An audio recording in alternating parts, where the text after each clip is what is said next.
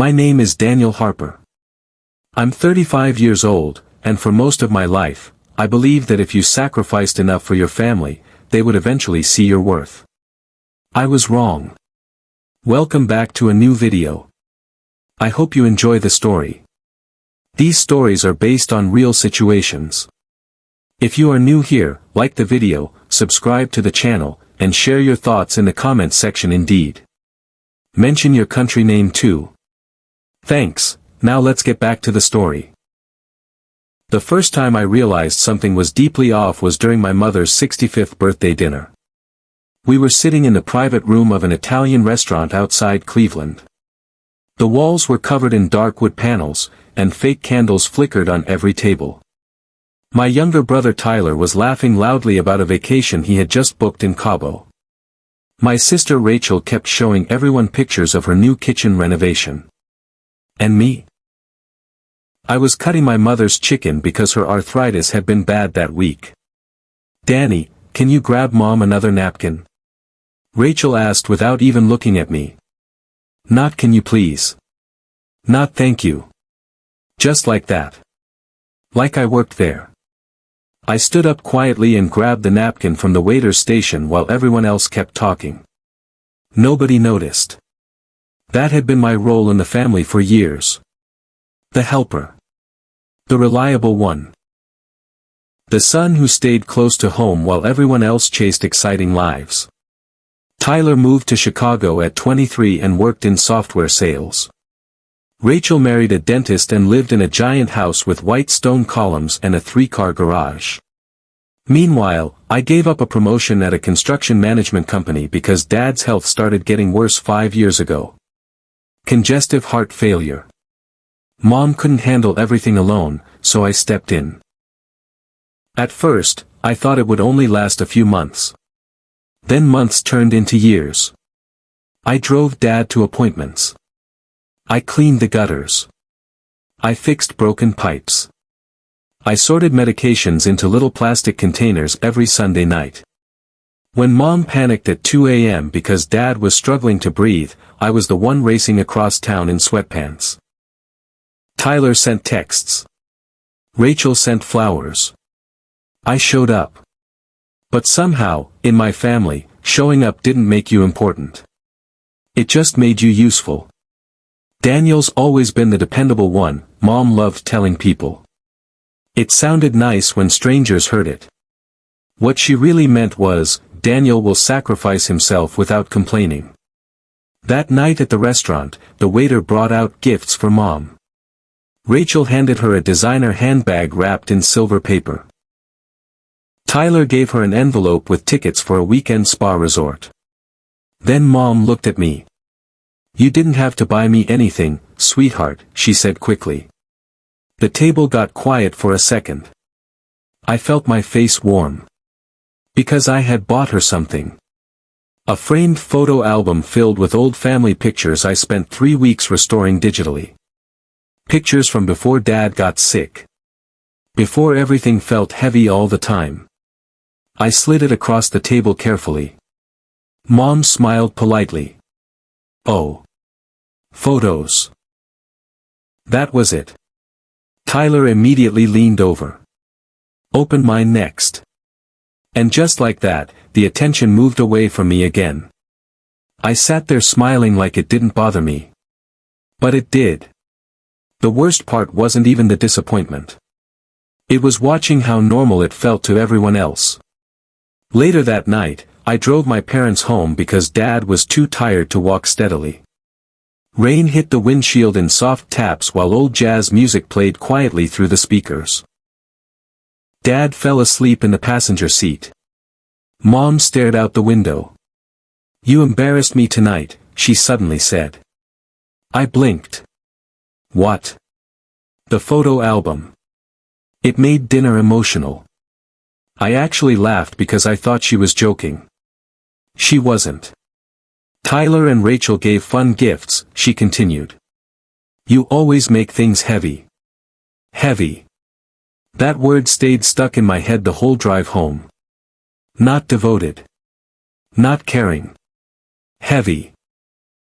The next morning, I woke up at 6 because Dad had a cardiology appointment. I stopped at the pharmacy first to pick up his prescriptions. The pharmacist knew me by name now. "Morning, Daniel," she said gently. "How's your father doing?" Funny how strangers always sounded kinder than family. When I got to my parents' house, Tyler's BMW was parked outside. That surprised me. He almost never visited twice in 1 week. Inside, I heard voices in the kitchen.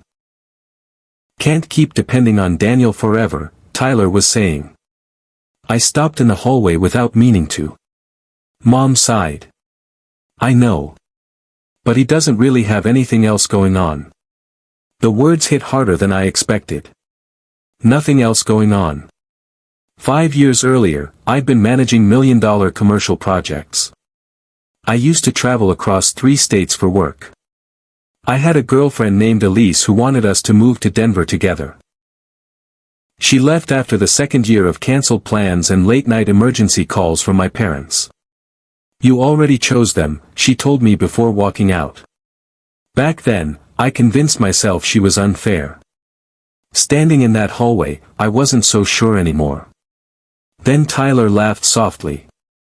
"Well, at least the house situation is already handled." I frowned. "The house situation?" Mom lowered her voice after that. Too low for me to hear clearly. But something about the way Tyler said it made my stomach tighten. A second later, Dad noticed me standing there. "Danny," he said weakly, "you ready?" Mom jumped slightly when she turned around. Tyler grabbed his coffee too quickly. Nobody smiled. And for the first time in years, I had the strange feeling that a conversation had stopped because of me. Not to protect me.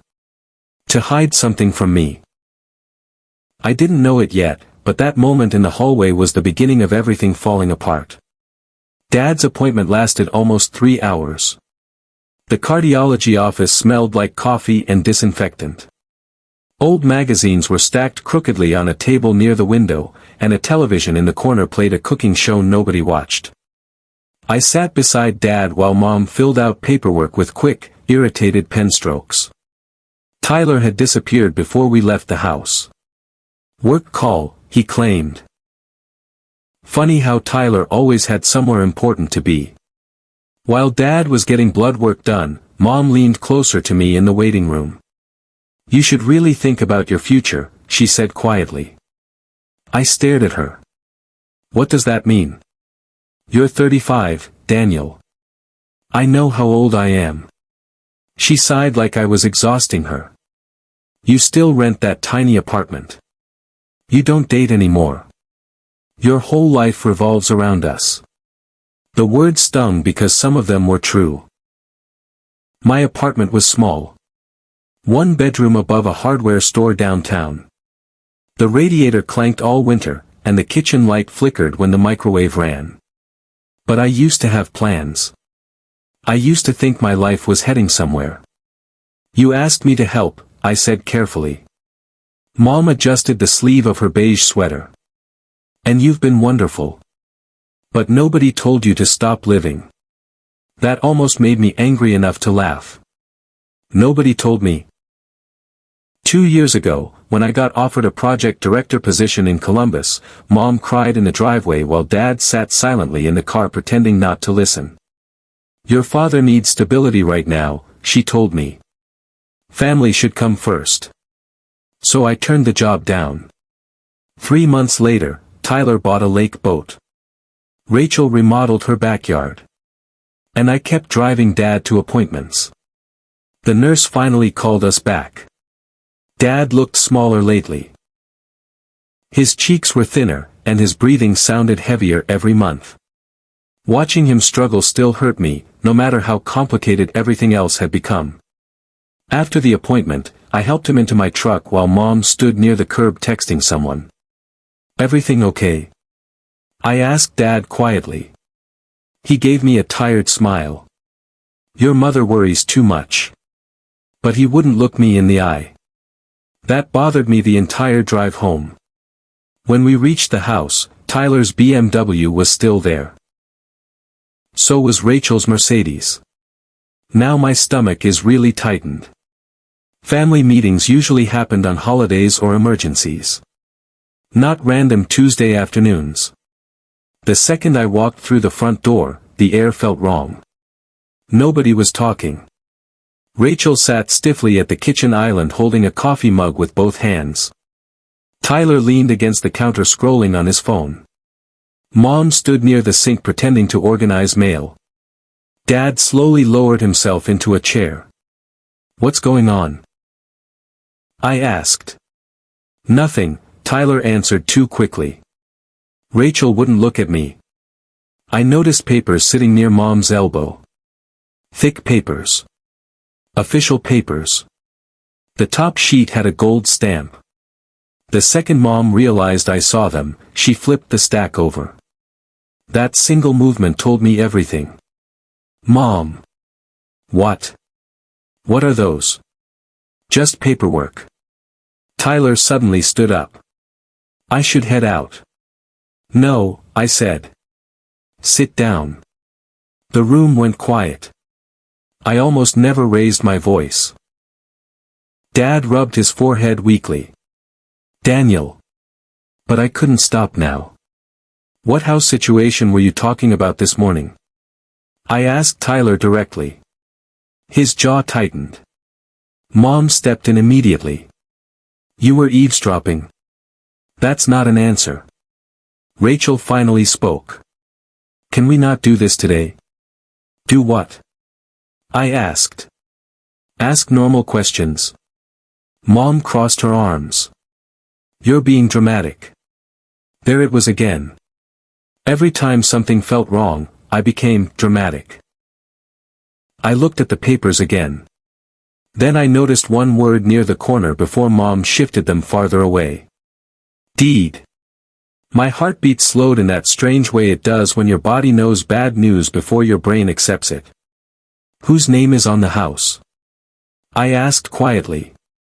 Nobody answered. Tyler looked away first. And that was enough. I felt something cold spread through my chest. "Whose name is on the house?" I repeated. Mom exhaled sharply. "Tyler's." The room suddenly sounded distant. Even the ticking kitchen clock became loud. I blinked slowly. "What?" Dad stared at the table. Mom lifted her chin defensively. "We transferred the property years ago." "Years ago." "Not recently." "Not because Dad got sicker." "Years ago." "You gave Tyler the house?" I asked. "It's not like that," Rachel jumped in quickly. "Then explain it." Mom's face hardened in that familiar way it always did when she believed she was being challenged. "Tyler has children," she said. "He needed stability." I actually laughed once because I couldn't believe what I was hearing. And what did I need? Nobody answered. 5 years. 5 years of cancelled promotions, emergency phone calls, hospital visits, repairs, grocery runs, insurance paperwork, medication pickups. 5 years. And during all of it, the house had already belonged to Tyler. Not someday. Already. "You let me think," I stopped because my throat suddenly felt tight. "You let me think this whole time that this was still Dad's house." Mom looked offended now, like I was the problem. "It is your father's house emotionally." "Emotionally." I stared at her in disbelief. Tyler finally spoke. "Look, man, it was just smarter this way for taxes." "For taxes," I repeated. Rachel stood up nervously. "Danny, nobody was trying to hurt you." But that sentence made it worse. Because it meant they truly didn't understand what they had done. Or maybe they understood perfectly. Dad finally whispered something so quietly I almost missed it. "I wanted to tell you." I looked at him. "When?" He opened his mouth, then closed it again. Mom answered for him. "We didn't tell you because we knew you'd react exactly like this." That was the moment something inside me changed. Not loudly. Not dramatically. Just quietly. Like a door inside me slowly closing. Nobody spoke for almost 10 seconds. The kitchen suddenly felt too small. Too warm. I could hear the refrigerator humming behind me and rain tapping lightly against the windows over the sink. Tyler crossed his arms like he was already preparing for an argument. Rachel kept staring into her coffee mug even though it was empty now. And Mom? Mom looked annoyed. Not guilty. Annoyed. That hurt more than I expected. So what was the plan? I asked quietly. Just never tell me. Mom threw her hands up. Daniel, stop acting like you've been robbed. I stared at her. Then I looked around the kitchen slowly. The same kitchen where I fixed the leaking faucet last winter. The same kitchen where I slept on the floor after Dad's surgery because Mom said she was scared to stay alone overnight. The same kitchen where I spent Christmas Eve assembling Tyler's son's bicycle while everybody else drank wine in the living room. Robbed. Maybe that was exactly the word. Tyler sighed heavily. You're making this emotional. I looked at him. It is emotional. No, it's paperwork, he snapped. Dad wanted the property protected in case medical bills got worse. Protected for who? He didn't answer. Because we both knew the answer. Protected for him. Dad suddenly started coughing hard into a napkin. Deep coughing. Painful coughing. Rachel rushed toward him immediately while Mom grabbed his water glass.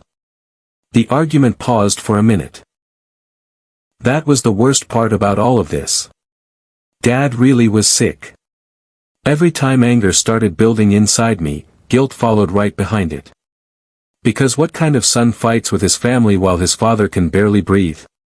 But another thought kept pushing forward now too. What kind of family hides something this big from the son taking care of them? Dad finally caught his breath. I didn't want to fight, he whispered weakly. I looked at him carefully. His shoulders looked smaller lately. Fragile. But even then, something inside me refused to fully let him off the hook anymore. You should have told me, I said.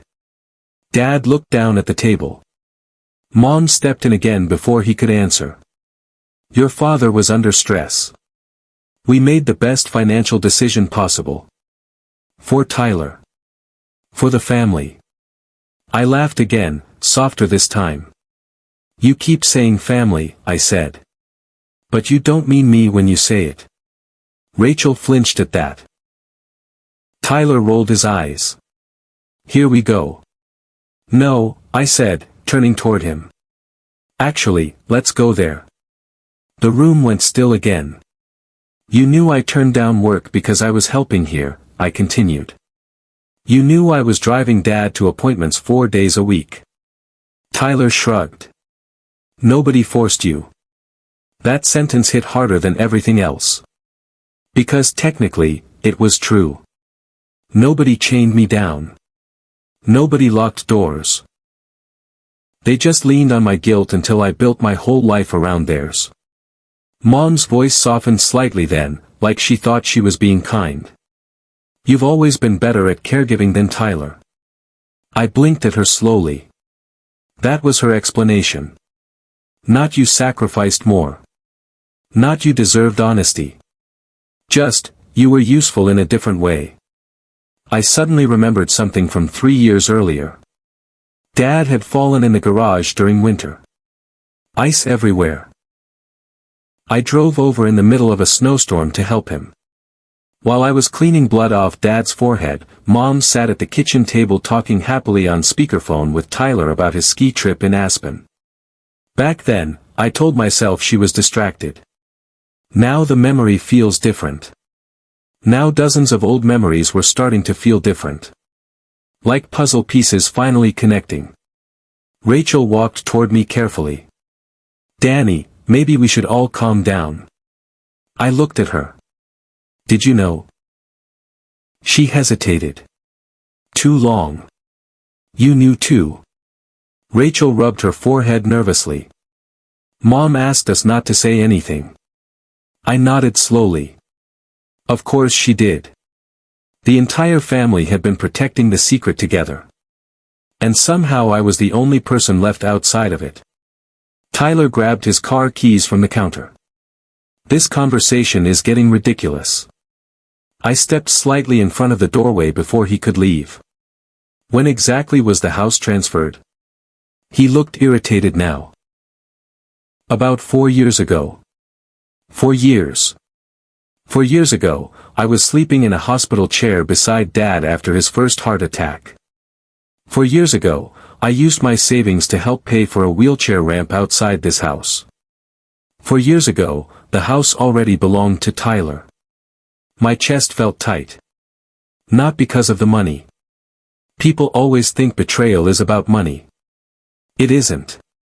It's about realizing your love was treated like something convenient. Mom suddenly spoke more sharply. You need to stop keeping score of every little thing you've done for us.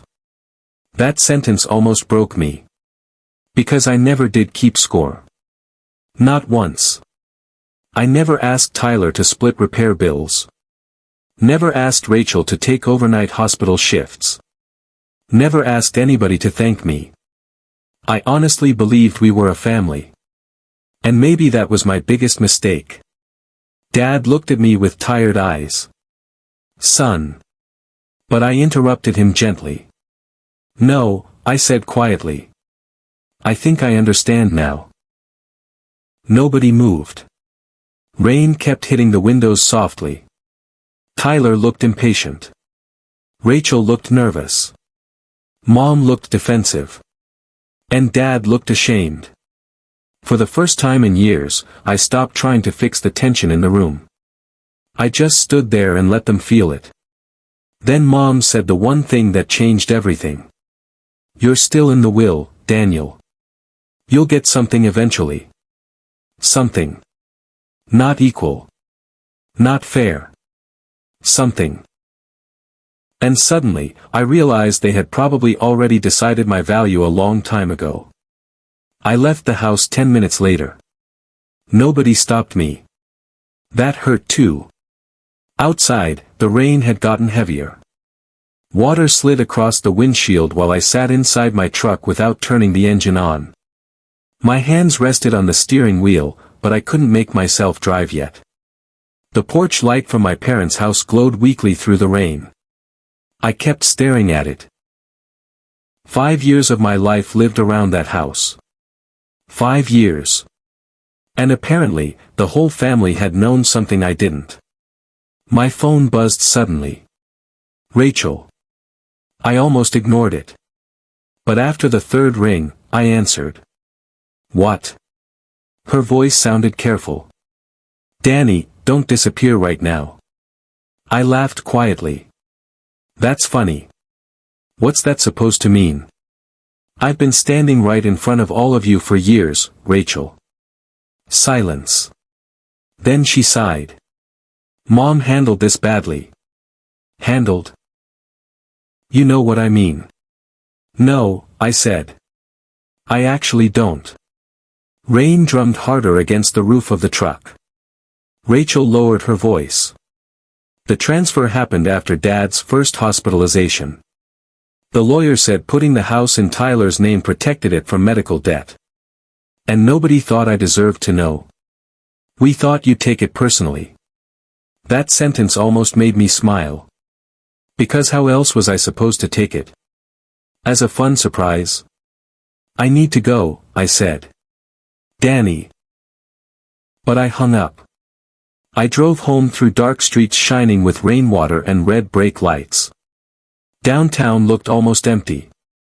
A pizza shop near the corner was closing for the night, and 2 teenagers ran laughing across the sidewalk without umbrellas. Normal life kept moving. Meanwhile, it felt like something inside my chest had cracked open. When I got to my apartment, the hallway smelled like old carpet and fried onions from the downstairs diner. I unlocked my door and stepped into silence. No family photos here. No framed memories. Just plain walls, stacked paperwork, and a couch I bought secondhand 3 years earlier. I suddenly realized something uncomfortable. I had built my whole life around people who never built theirs around me. That night, I barely slept. Every memory kept replaying differently now. The birthdays I missed because Dad needed monitoring after surgery. The weekends Tyler called asking if I could check on Mom real quick while he took vacations. On Christmas Rachel handed me a gas station gift card while giving Tyler courtside Cavaliers tickets. Back then, I told myself none of it mattered. Now it all did. At 7:12 the next morning, my phone rang again. Mom. I stared at the screen for a few seconds before answering. What? Her tone immediately turned irritated.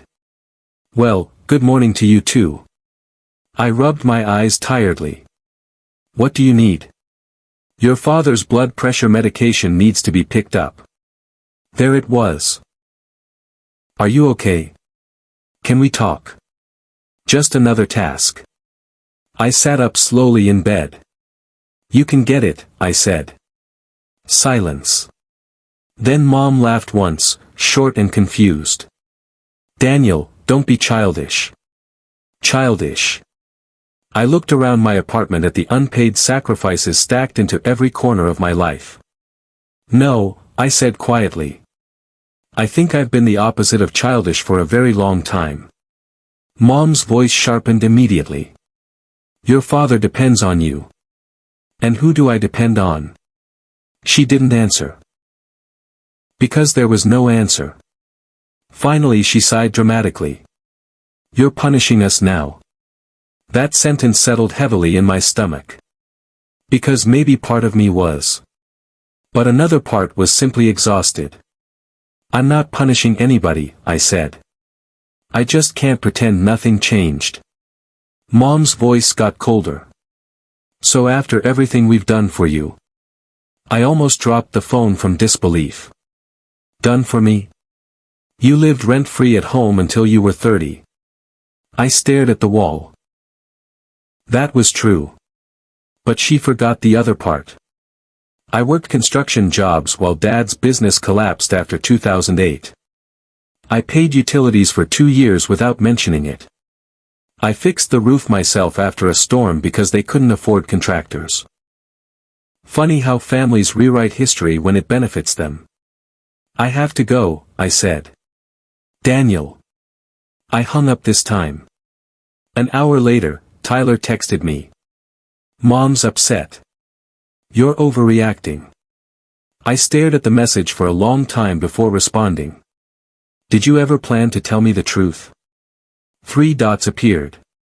Then it disappeared. Then finally. It wasn't a big deal until you made it one. I actually felt my chest tighten reading that. Not a big deal. A $7 million property transferred in secret while I spent years acting like a caretaker in a house I thought belonged to all of us someday. I threw the phone onto the couch. Then I noticed something sitting near my kitchen counter. A white envelope. I had almost forgotten about it. 2 weeks earlier, Dad had asked me to help organize old filing boxes from the basement. During the cleanup, he handed me several random envelopes to take home because they contained old insurance junk. I never opened them. Now, something about the memory bothered me. I walked over slowly and picked one up. Inside were photocopied legal documents. Property tax records. Transfer forms. And one page dated 4 years earlier with Tyler Harper's name printed beside the words. Sole property owner. My hands went cold. But that wasn't the worst part. At the bottom of the page was Dad's shaky signature. And directly beneath it. Mine. I stared at the paper in complete confusion. Then horror slowly spread through me. Because 4 years ago, Dad had asked me to sign hospital paperwork during one of his recovery appointments. I never read it carefully. I trusted him. And suddenly, I realized something that made me feel physically sick. They hadn't just hidden the truth from me. They had used me to help make it happen. I read the signature 3 times. Then a 4th. My name sat there in dark blue ink near the bottom corner of the page. Daniel Harper. Witness signature. The room suddenly felt too quiet. I lowered myself onto the couch slowly, still staring at the document while my heartbeat thudded in my ears. 4 years ago. I remembered the hospital clearly now.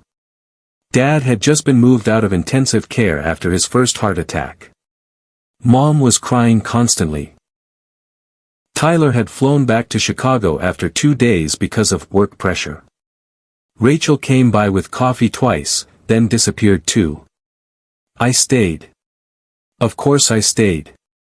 One afternoon, Dad handed me a clipboard while nurses moved equipment around his room.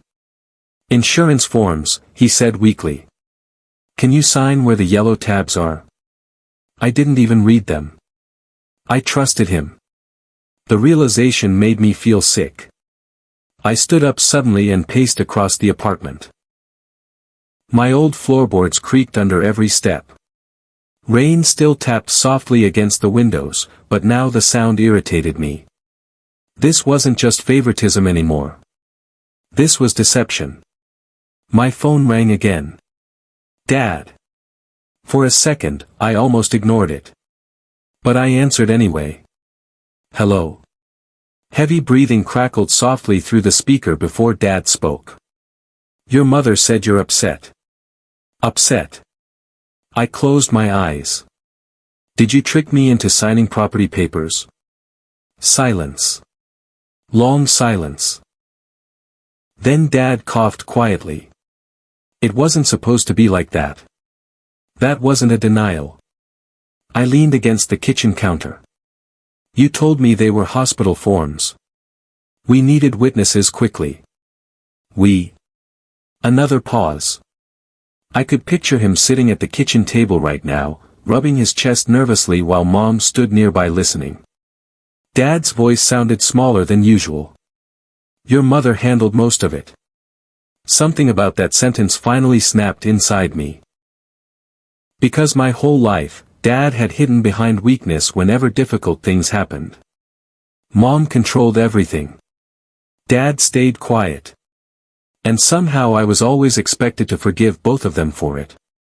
You let me spend years taking care of that house, I said quietly. A house you already gave away. You were never going to lose anything. How do you know? We would have made sure you were okay. I laughed softly in disbelief. That's not the same thing. Dad sounded frustrated now too. Son, families make decisions all the time. No, I interrupted. Families talk to each other. He went silent again. Then he said something that hurt worse than yelling would have. You've always been more understanding than the others. Understanding. That word followed me my entire life. Daniel will understand. Daniel won't make trouble. Daniel will sacrifice. I suddenly realized something terrible.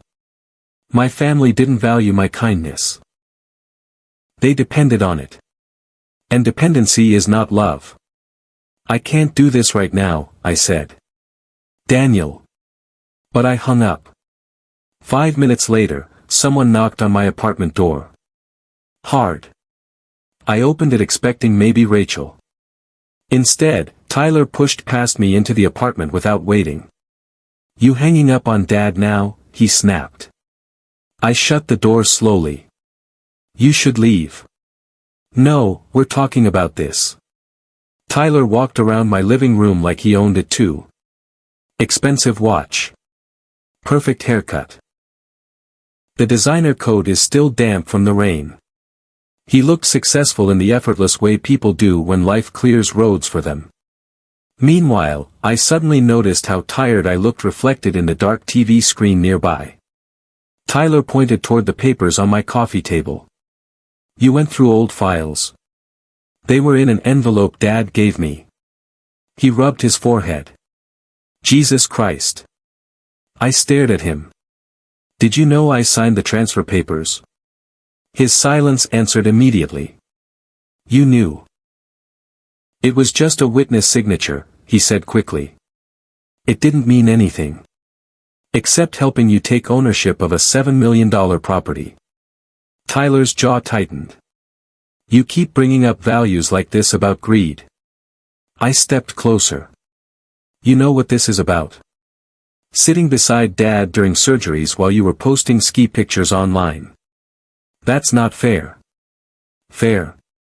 I laughed once. You want to talk about fair?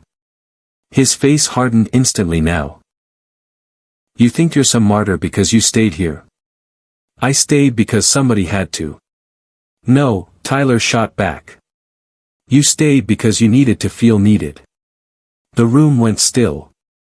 That sentence landed directly in the center of my chest. Because buried underneath the cruelty, there was a tiny piece of truth.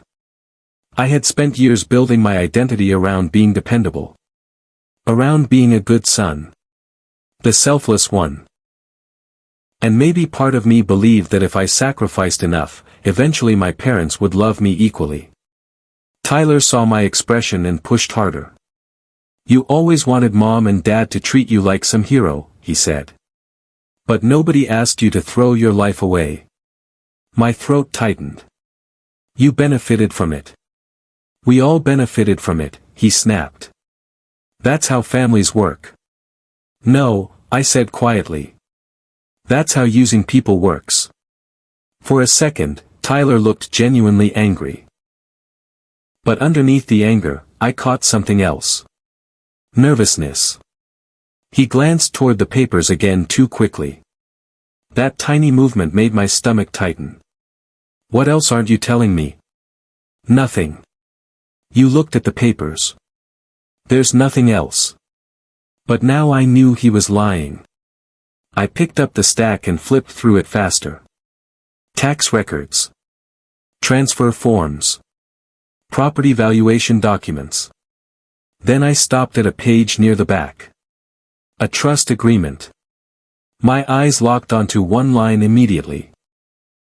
Successor beneficiary, Tyler Harper. Not Mom. Not Dad. Tyler. The house wasn't just transferred for protection. It had been planned to stay here permanently. And suddenly, I realized this betrayal had never been temporary at all. Tyler reached for the papers immediately. I pulled them back first. The movement was small, but it changed the entire feeling in the room. For years, I had been the one stepping backward to keep peace. Now Tyler was the one looking uncomfortable. You're twisting this, he said sharply. I kept my eyes on the trust document. Am I? It was estate planning. No, I said quietly. Estate planning would have included everybody. Tyler scoffed and walked toward the window. Rain streaked across the glass behind him while downtown traffic moved slowly below the apartment building. You have no idea how much pressure Mom and Dad were under, he muttered. I looked at him in disbelief. I was literally there. That shut him up for a second. Because it was true.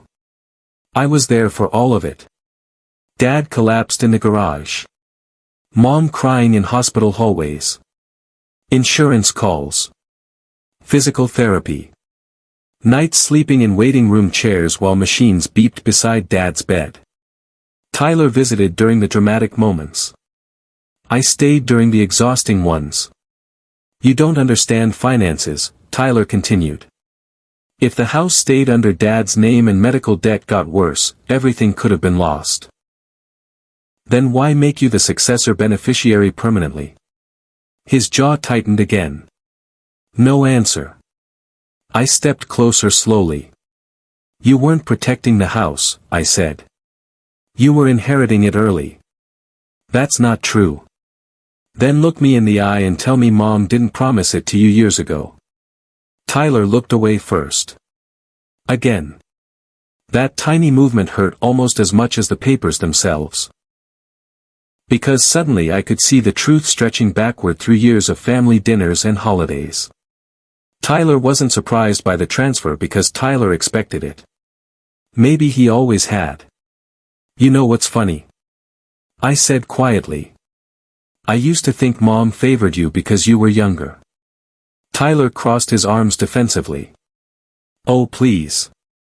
No, I continued. I really believed it was accidental. Like she didn't notice how different things were. I laughed softly to myself. But this wasn't accidental, was it? The apartment stayed silent except for the rain. Then Tyler said something I'll never forget. You were never supposed to stay forever. I frowned slightly. What? He rubbed his face impatiently. Daniel, come on. You were always the responsible one. Mom thought eventually you'd move on and build your own life somewhere. I stared at him. And until then? He hesitated. That hesitation answered everything. Until then, I was useful. I thought about all the tiny sacrifices nobody remembered anymore. Missing Elisa's birthday dinner because Mom couldn't calm Dad down. Canceling a work conference because Rachel's babysitter canceled and Mom needed help with Dad. Fixing the deck outside my parents' house with money I couldn't really spare because Dad wanted one nice summer outside. I gave pieces of my life away slowly, thinking it meant something. Meanwhile, they were building a future that didn't include me.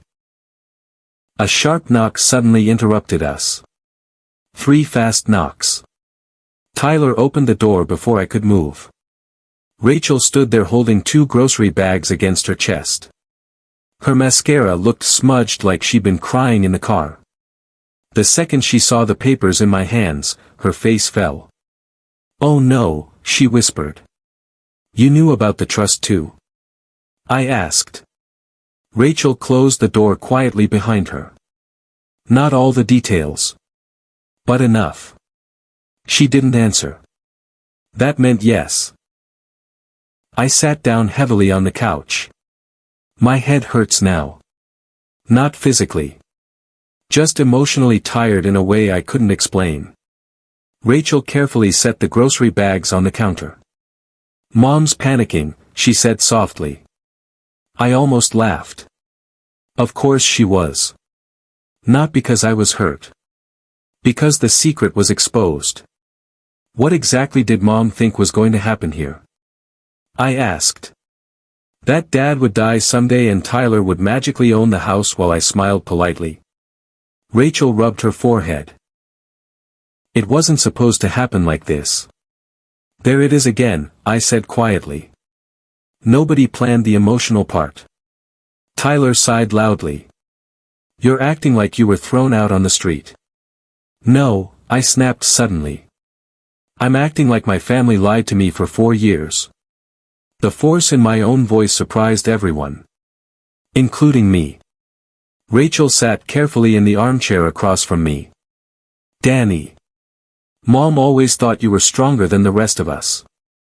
I stared at her. That's the excuse.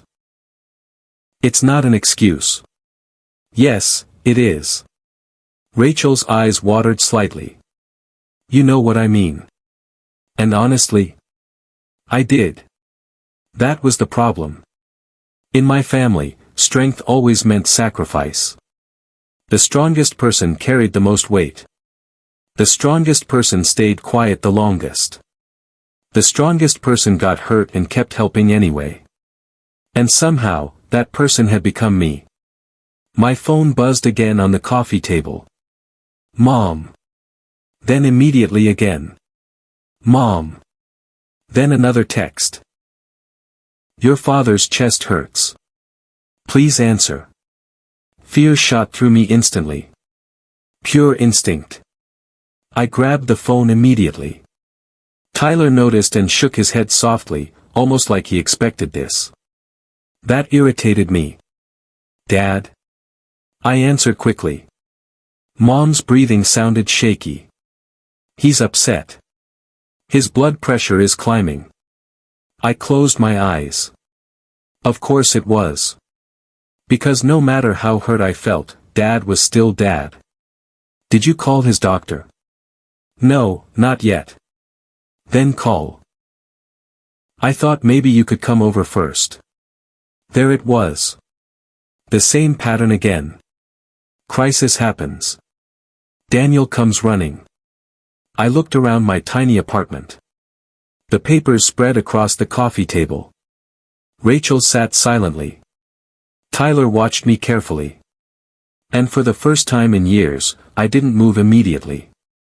Mom noticed the hesitation too. Daniel? She asked quietly. I swallowed hard. Then I asked the question that had been sitting in my chest all day. If I hadn't found those papers, were you ever going to tell me the truth? The apartment stayed silent after my question. If I hadn't found those papers, were you ever going to tell me the truth? On the phone, Mom didn't answer right away. I could hear Dad coughing faintly somewhere behind her. Then cabinet doors opened. Then silence again. Finally, she said quietly, we were waiting for the right time. I looked down at the trust documents spread across my coffee table. 4 years. That's not an answer, I said. Mom's voice grew tighter. Your father is not doing well right now. You said that already. Daniel. No, I interrupted softly. Just answer the question. Another silence. Then she whispered the truth without meaning to. We didn't think you'd understand. Something inside me settled at that moment. Not anger. Not even shocked anymore. Just clarity. Because suddenly I understood my role in this family perfectly. I was trusted to sacrifice. Not trusted with the truth. I closed my eyes briefly. Call Dad's doctor if his pressure keeps climbing. Then I hung up. Rachel looked at me carefully from the armchair. How is he? I don't know. Tyler scoffed softly. Nice. I turned toward him slowly. Don't do that. Do what? Try to make me the bad guy because I stopped cleaning up everyone else's mess. His face hardened again, but Rachel spoke first. Can both of you stop for 1 second? Nobody answered. Outside, thunder rumbled somewhere far away. The rain had slowed now, leaving streaks of water across the apartment windows. Evening light faded slowly over downtown Cleveland, turning everything gray-blue. Rachel rubbed her hands together nervously. Mom's terrified this family is falling apart. I almost laughed again. This family already fell apart, I said quietly. I just didn't notice until now. Tyler grabbed his coat from the chair. I'm done sitting here getting attacked. Before he could leave, I asked one more question. When Mom and Dad die someday, what exactly was supposed to happen to me? Tyler stopped near the door. Rachel looked down immediately.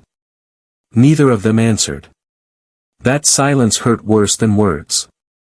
Because for the first time, I realized there may never have been a plan for me at all. Tyler finally opened the door. You make everything sound cruel. No, I said softly. I make it sound honest. Then he left. The apartment door slammed hard behind him. Rachel stayed. For a while, neither of us spoke. She looked exhausted now.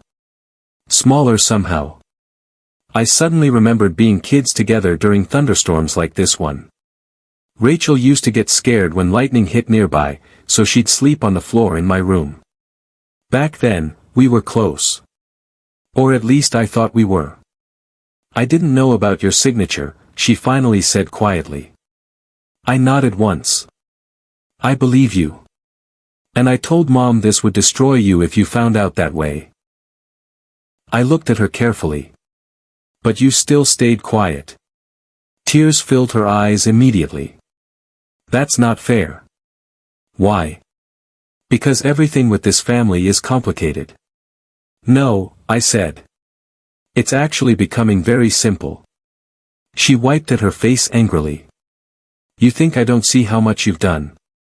I do. Then why did nobody say anything? Rachel opened her mouth. I closed it. Then whispered the real answer. Because Mom always assumes you'll survive disappointment better than the rest of us. That sentence sat heavily between us. And the worst part was, it sounded true.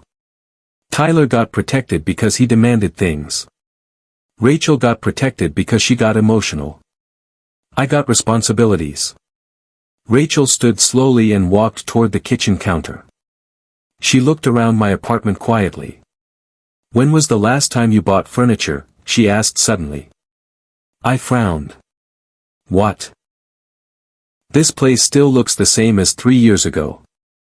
I looked around too. The old couch. The cheap dining table. The tiny kitchen with peeling corners near the cabinets. Rachel's face crumpled slightly. Oh my God, she whispered. I knew what she finally saw. While Tyler upgraded houses and Rachel remodeled kitchens, my life had frozen in place. Because I kept pouring time, money, and energy into theirs. You should have said something, she murmured. I laughed softly. Would it have mattered? That question broke whatever composure she had left. Rachel sat back down and covered her face with both hands. I hate this, she whispered. I hate what this family does to people. For the first time all day, somebody sounded honest. Not defensive. Not strategic. Just honest. I sat across from her quietly. Then my phone buzzed again. This time, it wasn't Mom.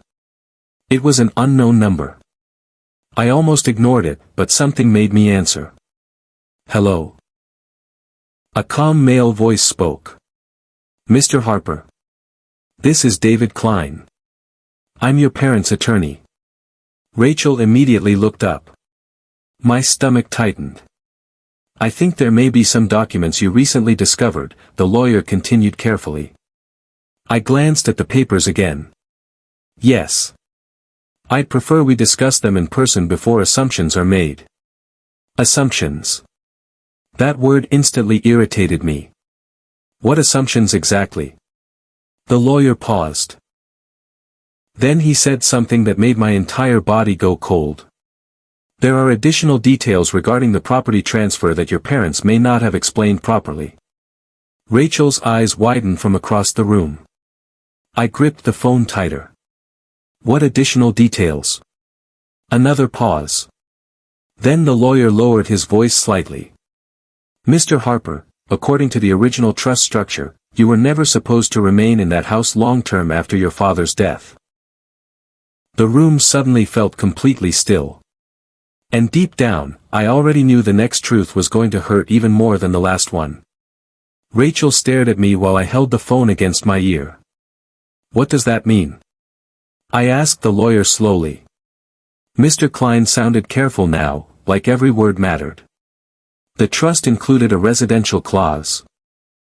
He said. After your father's passing, the property ownership would fully transition to Tyler. At that point, any non-owner occupants would have 1 year to vacate. Vacate. Such a cold word. Like I was some temporary renter. Not a son. Rachel's face went pale immediately because she could hear enough from my side of the conversation to understand. 1 year. I repeated quietly.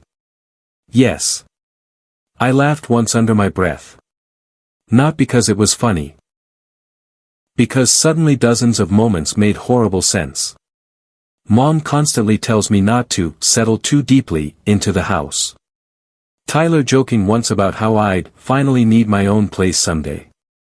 Rachel asked last Christmas if I'd ever move somewhere warmer after Dad passed away. They all knew. Everybody knew except me. Was I ever supposed to be told this? I asked. The lawyer hesitated too long. That conversation had not yet occurred. Not yet occurred. Like they were scheduling a dentist appointment instead of planning to remove me from the only home I'd spent years protecting. Why are you calling me now? I asked carefully. Because, Mr. Klein said quietly, your father contacted me this afternoon. He's concerned the situation was mishandled. I almost smiled at that. Mishandled. Such a clean little word for betrayal. Rachel whispered, "Oh my God." I looked at her briefly, then turned away toward the rain-covered window. "There's more, isn't there?" I asked the lawyer. Silence again. Then. "Yes." My chest tightened. The original trust also included compensation provisions tied to your caregiving role. I frowned. "What compensation?" "You were supposed to receive monthly financial distributions from a secondary account created by your parents approximately 4 years ago." The room disappeared around me for a second. "What?" Rachel stood up immediately. "Danny." I held up a hand toward her without looking away from the window. The lawyer continued carefully. "The account was funded through property investments and intended as support for your assistance with your father's care." Support. Compensation. Money. I felt sick. "How much money?" I asked quietly. "A little over $300,000 total across 4 years." The air left my lungs. Rachel covered her mouth. $300,000. I thought about the maxed-out credit cards hidden in my kitchen drawer. The project management career I never rebuilt. The nights eating microwave dinners because I was trying to save money. The radiator in my apartment that barely worked in winter because repairs cost too much. $300,000. Where is the account now? I asked.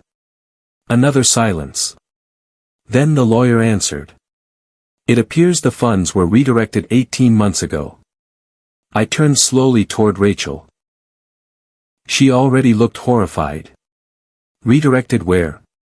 Mr. Klein cleared his throat softly. "Into the primary trust." The primary trust. Tyler's trust. I suddenly understood why Tyler looked nervous earlier. This wasn't just favoritism anymore. This was theft. "Who approved that?" I asked. "Your mother held financial power of attorney during your father's recovery period." My knees actually felt weak for a second. Mom. Not Dad. Mom moved the money. The same mother who told me yesterday that I was still getting something eventually. I laughed quietly again, but this time my eyes burned. Because suddenly every struggle of the last few years felt different. I remembered one specific winter night especially clearly. The heat in my apartment had broken during a snowstorm. I slept wearing 2 hoodies because I couldn't afford emergency repairs until payday. That same week, Mom helped Tyler renovate his lake cabin kitchen. Granite countertops. New appliances. I remembered seeing pictures online. And the whole time, there had been money meant for me. My mother quietly moved elsewhere. Rachel sat down heavily on the couch. "She took your money," she whispered. I finally spoke into the phone again. "Did Dad know?" Mr. Klein hesitated. "That is, complicated." Which meant yes. Maybe not at first. Maybe not fully. But yes. I closed my eyes. The betrayal from Mom hurt deeply. But Dad knows. That broke something older inside me. Something connected to childhood. To trust. To safety. "Mr. Harper," the lawyer said gently, "I strongly recommend you come to my office tomorrow morning before additional decisions are made regarding the estate." Additional decisions. Even now, things were still moving behind my back. "I'll be there," I said. Then I ended the call. The apartment stayed completely silent afterward. Rachel looked like she might cry again. I just stood there staring at the dark window. Finally, she whispered, "Danny. I swear I didn't know about the money." I know. And strangely, I did believe her. Rachel had been weak inside this family. But Mom? Mom controlled everything. Suddenly my phone exploded with notifications. Text after text after text. Mom. Why is the lawyer calling you? Mom. Daniel answered me immediately. Mom. You are upsetting your father. Then Tyler. What did Klein say? Then another from Mom. This family can still fix this if you calm down. I stared at that message for a long time. Fix this. Not apologize. Not tell the truth. Fix it. Like the problem wasn't the betrayal itself. Just the fact that I finally knew about it. Rachel looked at me carefully. What are you going to do? Outside, thunder cracked loudly across the city. I looked down at the stack of legal papers on the table. My signature. Tyler's trust. The missing money. The 1-year eviction clause. And suddenly, for the first time in years, I stopped thinking like the family caretaker.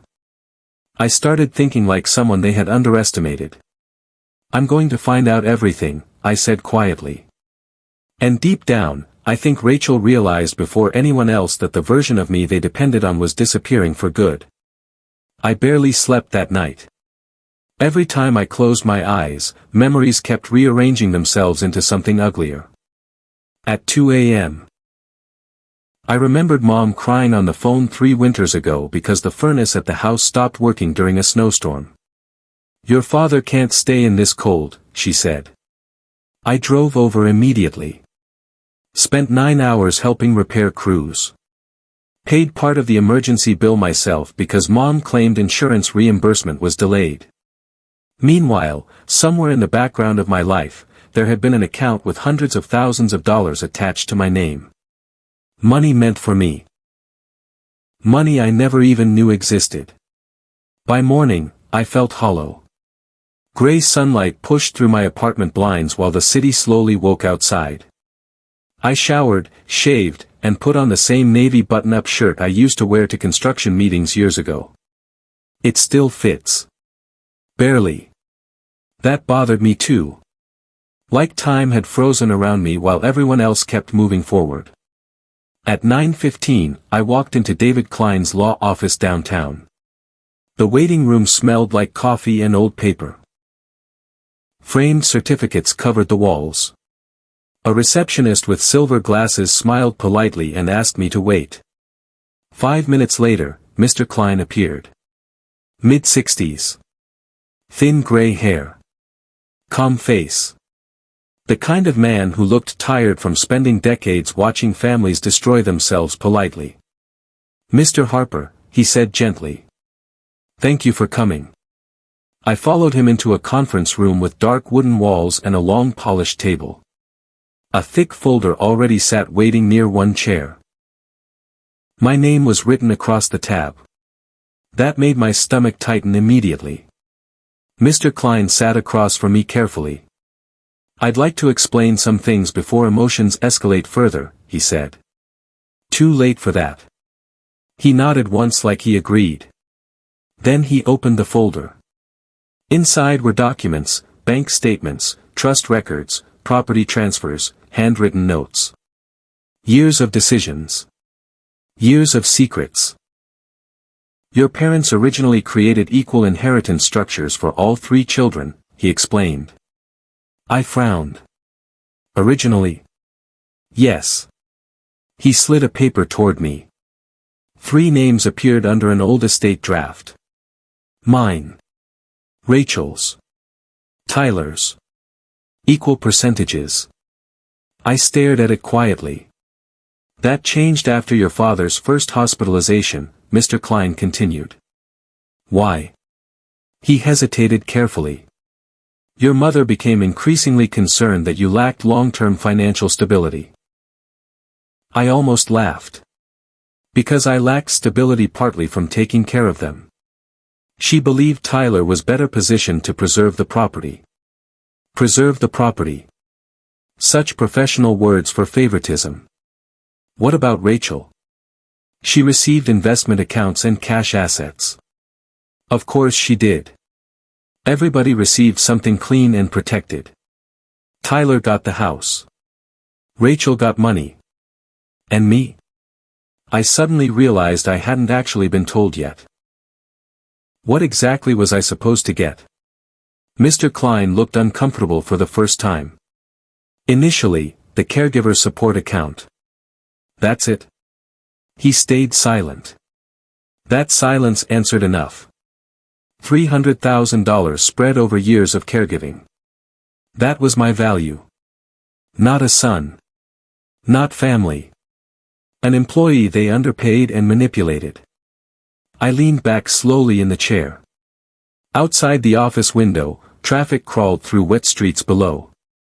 People carried coffees. Crossed sidewalks.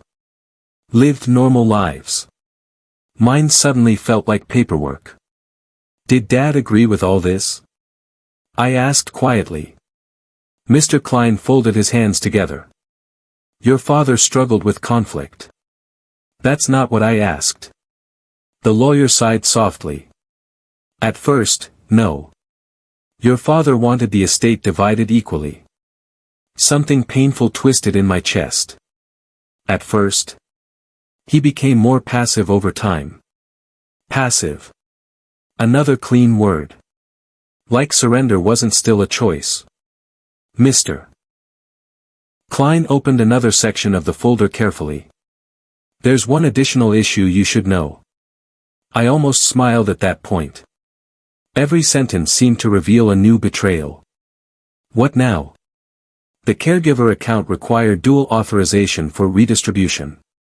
I frowned slightly. And? He looked directly at me now. Your signature appears on those authorization forms as well. The room went completely silent. No, I said immediately. He slid copies across the table. I looked down. My signature. Again. Different dates. Different forms. But definitely mine. My heartbeat sped up. Then suddenly I remembered. Hospital visits. Stacks of insurance paperwork. Mom rushed me between pharmacy pickups and doctor consultations. Sign here, Danny. Initial this. Quick, before the office closes. I trusted them completely. Mr. Klein spoke carefully. Based on timing, I strongly suspect the documents were presented alongside legitimate medical paperwork. I looked at the signatures again. And for the first time in my life, I truly understood what betrayal felt like. Not yelling. Not fighting. Not dramatic movie scenes. Just sitting in silence while realizing people you loved used your trust against you because it was convenient. Is any of this illegal? I asked quietly. The lawyer paused. That depends on whether informed consent can be proven. My chest tightened. Because suddenly this wasn't just emotional anymore. This was legal. Real. Dangerous. Mr. Klein lowered his voice slightly. Daniel, your father contacted me last night because he believes matters have gone too far. I looked up sharply. What does that mean? Before the lawyer could answer, the conference room door suddenly opened. And my mother walked inside. Her face looked pale and tense. Behind her stood Tyler. For a second, nobody moved. Then Mom looked directly at me and said the one sentence I never expected to hear from her. You went to a lawyer before speaking to your own family. The conference room went completely silent after Mom spoke. You went to a lawyer before speaking to your own family. I stared at her across the long wooden table. For the first time in my life, I noticed how strange that sentence really was. Not. Why are you hurting? Not. We need to fix this. Just outraged that I had stepped outside the family system. Like truth was only allowed if she controlled it first. Mr. Klein stood carefully. Margaret, I think everyone should sit down. Mom ignored him. She looked exhausted. Her makeup was rushed, and her coat was still damp from the rain outside. But even now, she carried herself like the person in charge. Tyler stayed near the doorway with crossed arms. I noticed something new though. Neither of them looked confident anymore. They looked nervous. You had no right digging through private legal documents, Mom continued. I blinked slowly. No right? You invaded family privacy. I actually laughed softly. That's unbelievable. Mom's face tightened. Your father is sick. Stress could kill him right now. There it was again. Fear. Guilt. Pressure. The same tools she'd used my whole life. Only this time, they weren't working the same way anymore. I looked directly at her. Did you take the caregiver's money? The room froze instantly. Tyler looked toward Mom sharply. Mr. Klein quietly closed the folder in front of him. Mom's expression changed for half a second. And that half second told me everything. Daniel, she started. Did you? Her voice hardened immediately. That money belonged to the family. No, I said quietly. It belonged to me. You were helping your parents. We weren't hiring you. The sentence hit hard. Not because it hurt. Because it explained everything. In Mom's mind, sacrifice from me was expected. Automatic.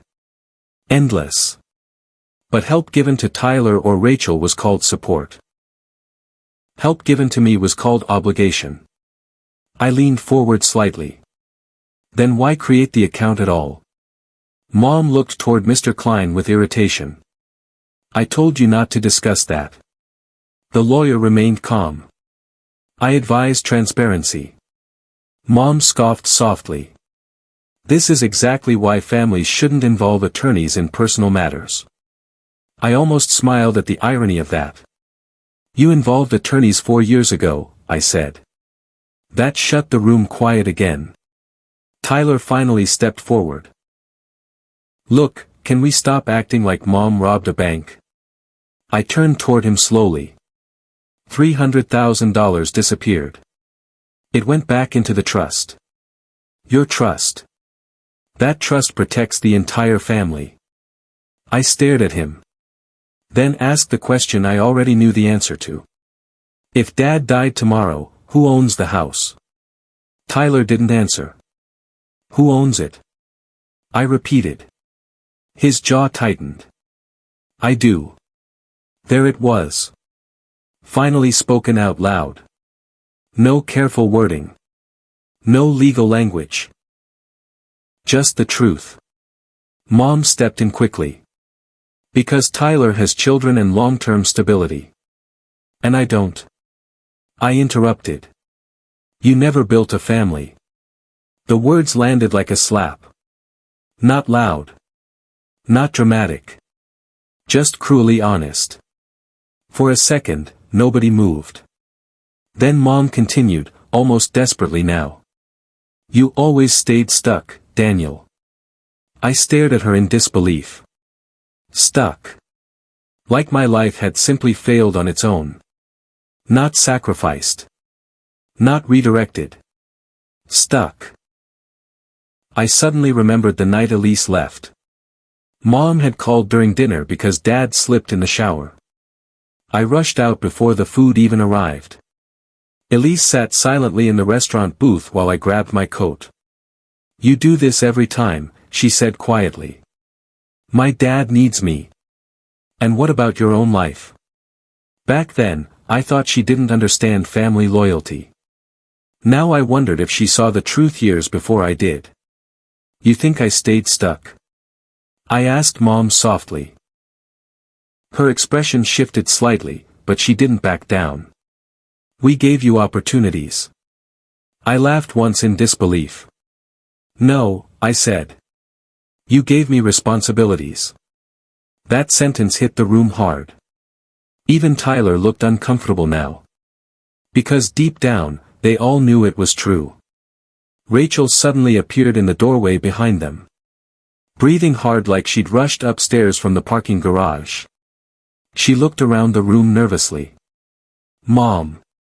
Margaret turned immediately. "Rachel, thank God. Talk some sense into your brother." But Rachel didn't move toward her. Instead, she looked at me. Then at the folder on the table. Then back at Mom. "You moved his money?" she asked quietly. Mom's face tightened. "Don't start." Rachel's voice cracked slightly. "Mom. I did what was necessary." "For who?" Nobody answered. Rachel shook her head slowly like she was finally seeing the same thing I had. "You always do this," she whispered. Mom frowned. "Excuse me?" "You decide what everybody deserves."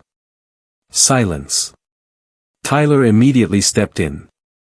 "Rachel, stop." "No," she snapped suddenly. "Seriously, stop." That surprised everyone. Rachel almost never pushed back. But now tears filled her eyes while years of frustration finally surfaced. "Danny gave up everything for this family," she said shakily. "And all any of us did was expect more."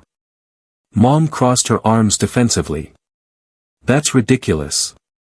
"No, it isn't." Rachel pointed toward me now. "Do you know what his apartment looks like? Do you know he still drives the same truck from 8 years ago? Do you know he used his own savings for Dad's wheelchair ramp?" Mom immediately answered with the sentence that finally broke whatever was left between us. "Nobody asked him to do all that." The room went dead silent. And suddenly, something inside me became completely calm.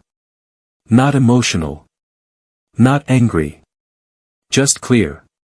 Because after all these years, my mother had finally told the truth.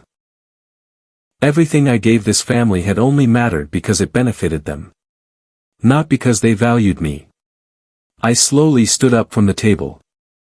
Mom looked irritated now instead of guilty. Tyler looked tense. Rachel looked heartbroken. And Mr. Klein?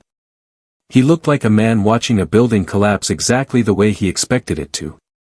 Then Dad's voice suddenly echoed weakly from the hallway outside the conference room. "He's right." Everyone turned at once. Dad stood near the doorway looking pale and exhausted. And for the first time in my entire life. My father looked ashamed of my mother. Dad looked terrible. His skin had a gray tint under the office lights, and one hand pressed weakly against the doorframe like he needed it to stay standing. His breathing sounded rough and uneven. But even looking that exhausted, he kept his eyes locked on Mom. "He's right," Dad repeated quietly. Nobody moved. I don't think any of us had ever heard Dad openly disagree with Mom before. Not like this. Mom stared at him in disbelief. "Frank, you shouldn't even be here right now." Dad slowly walked into the conference room anyway. Every step looked difficult. Tyler immediately pulled out a chair. "Dad, sit down." Dad lowered himself carefully into it, then looked at me. Not past me. At me. And for the first time in years, I saw guilt written clearly across his face. "I should have stopped this a long time ago," he whispered. Mom's expression hardened instantly. "Oh please." "No," Dad said, louder this time. "Stop." The room went silent again. Even Mr. Klein looked surprised. Mom crossed her arms. "You're confused and emotional right now." Dad laughed weakly under his breath. "That's the problem, Margaret," he said tiredly. "I've been quiet so long you think only your version matters." Something about hearing my father finally speak honestly made my chest tighten painfully. Because part of me had waited years for this. And another part hated that it came this late. Dad looked toward me again. "When you turned down that promotion in Columbus," he swallowed hard. "I knew you were sacrificing too much."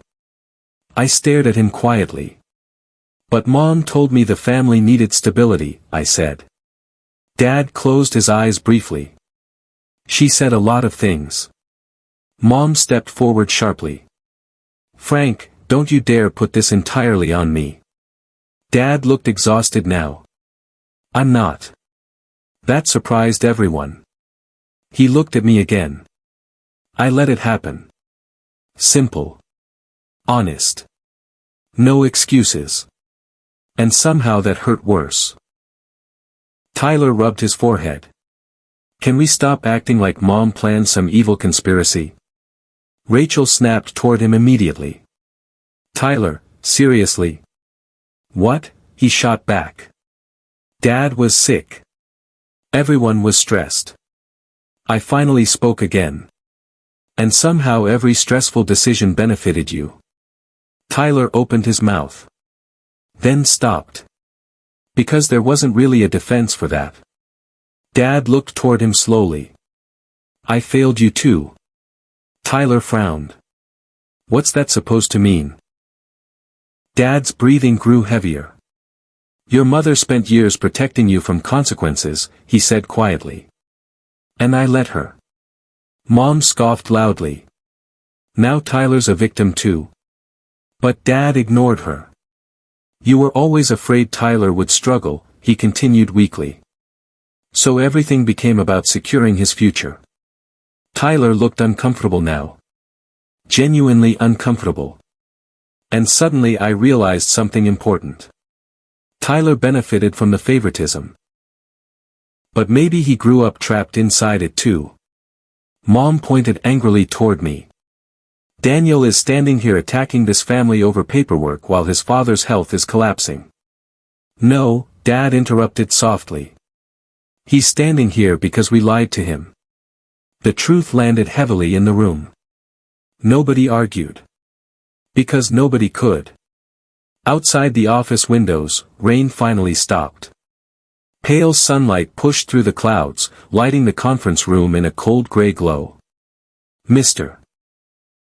Klein quietly slid another folder across the table. I believe there's a practical solution available, he said carefully. Mom immediately turned toward him. There's nothing to solve. There absolutely is, the lawyer replied calmly. He opened the folder. Given the signature concerns, the redirected caregiver funds, and potential claims of misrepresentation, litigation could become extremely expensive. Mom's face changed instantly.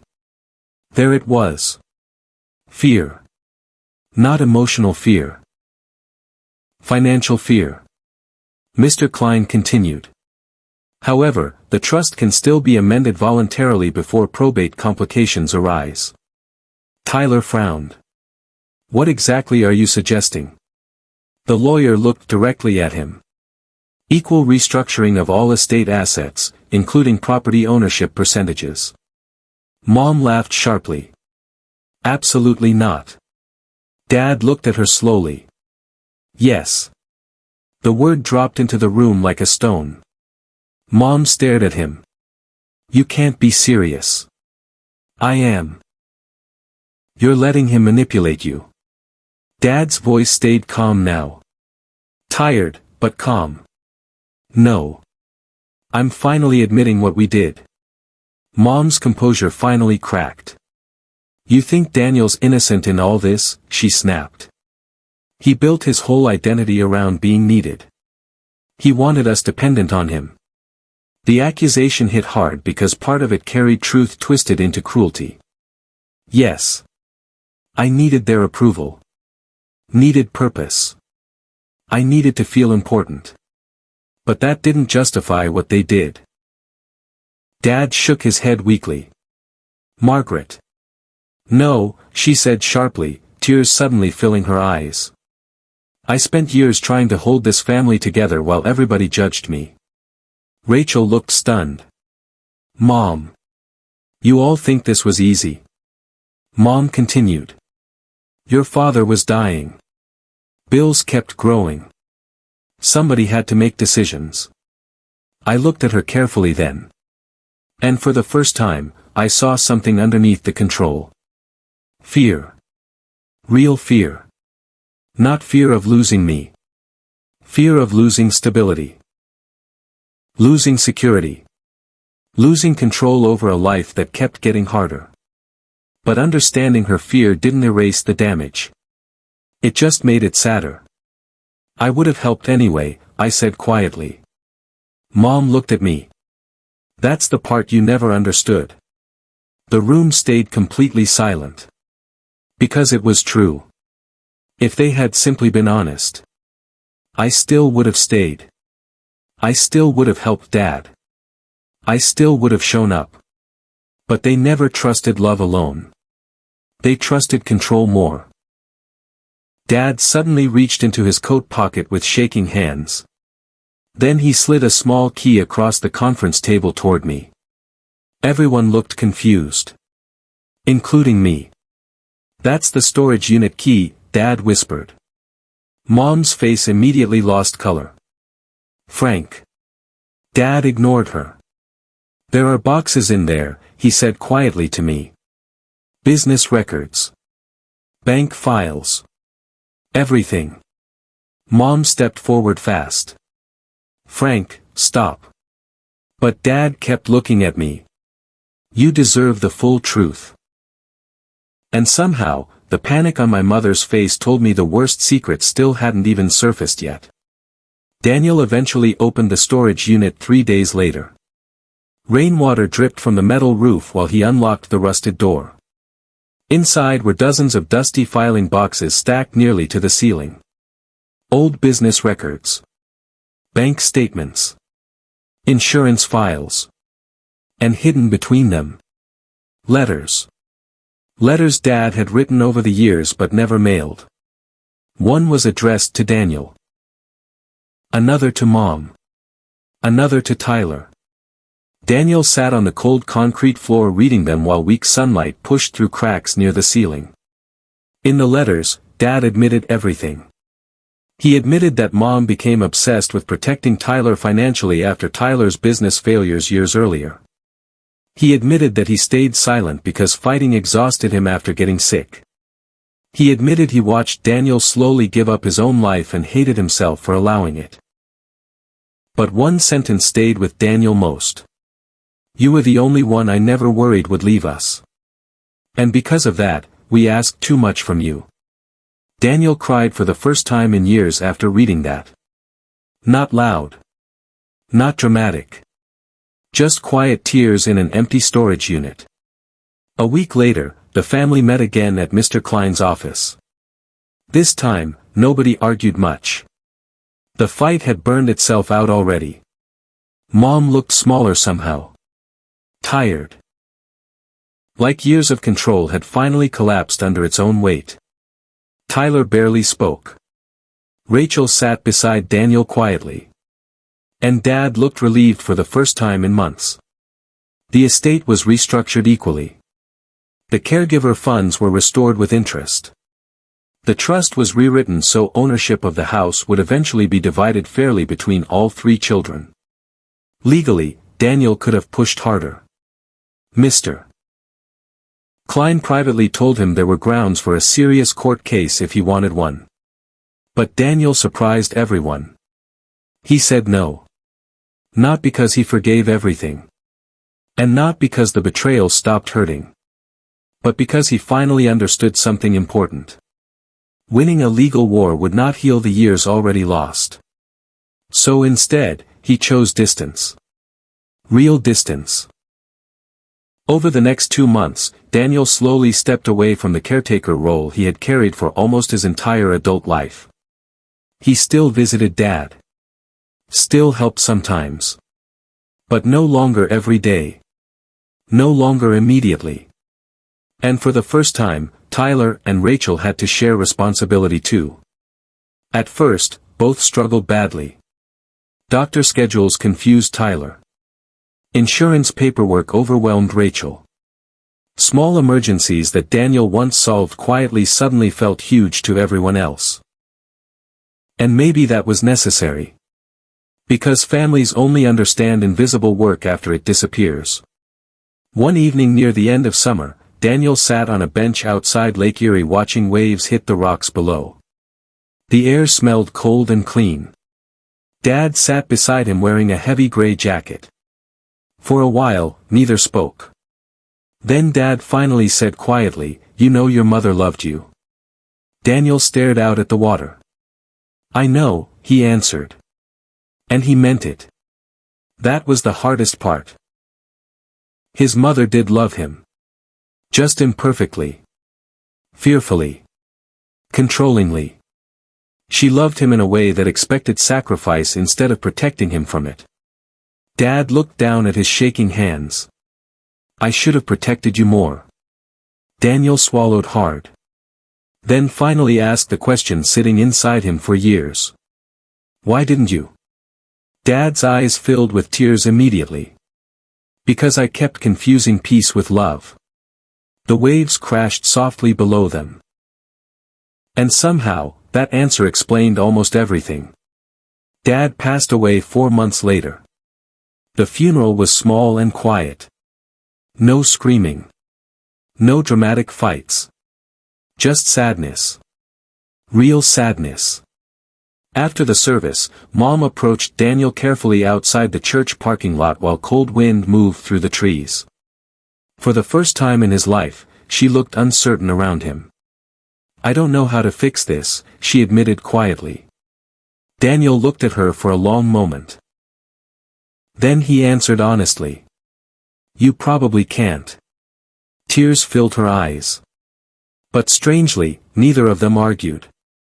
Because some truths arrive too late to fight anymore. A year later, Daniel moved to Colorado. The same state Elise once begged him to move to years earlier. He found work managing commercial construction projects again. Slowly, his old confidence returned. He bought a small townhouse near the mountains with large windows facing pine trees. It wasn't a mansion. But it was his.